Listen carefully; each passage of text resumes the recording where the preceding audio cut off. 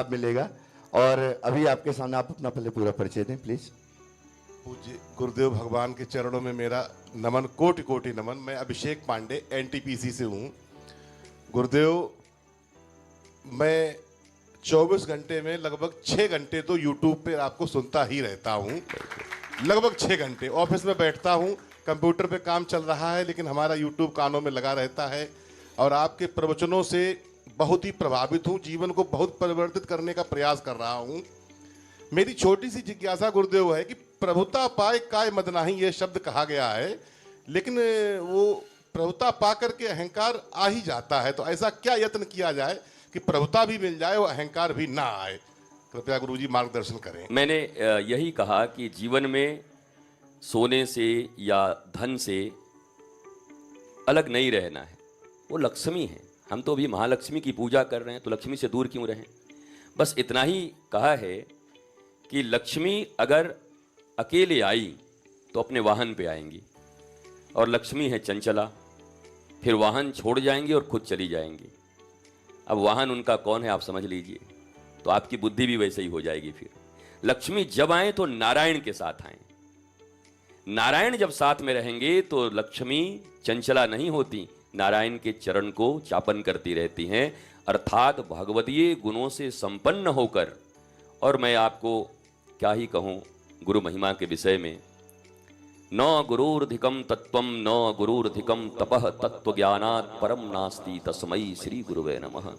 अरे जब रामचरित मानस में स्वयं तुलसीदास जी कह रहे हैं कि गुरु बिन भवनिधि तरहि न कोई, जो बिरंचि शंकर सम होई, तो निश्चित रूप से धन की कामना आपकी बनी रहे, लक्ष्मी की कामना बनी रहे, आपको मिलती भी रहे, सब होता रहे। बस एक ही मेरा आप विनम्रता से निवेदन मानिएगा, जीवन में सदगुरु के सत्संग को मत छोड़िएगा, आपको कभी अहंकार नहीं होगा।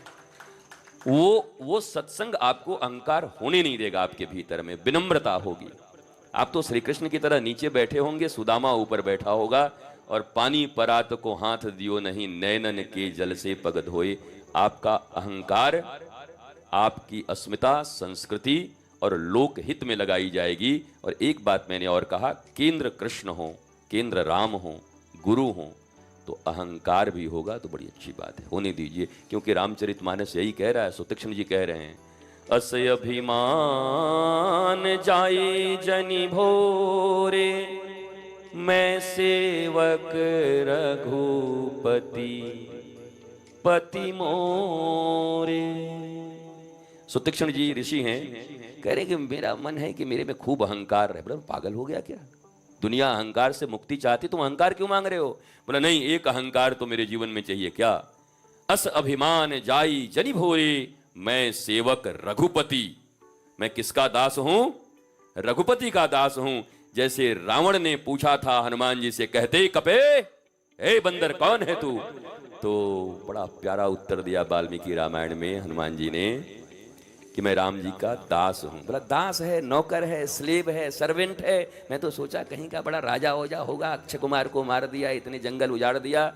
तब हनुमान जी ने दोनों मुट्ठी ऊपर उठा करके कहा, सुन रावण, तू काम का दास, तू चाम का दास, तू नाम का दास, तू दाम का दास, तुझसे तो अच्छा मैं श्री राम का दास। दास्ता तो करनी पड़ेगी, चाहे काम की दास्ता करो, चाहे चाम की दास्ता करो, या राम की दास्ता करो। तो दास्ता राम की स्वीकार कर लें, गुरु की स्वीकार कर लें, तो कभी भी अहंकार आपका अहित नहीं करेगा, बल्कि उसी अहंकार से वो बड़े सरकार आपको मिल जाएंगे। अहंकार बुरा नहीं, रहने दीजिए अहंकार को। हम समझते हैं आप प्रश्नों को लिखकर भेज देंगे, हम वृंदावन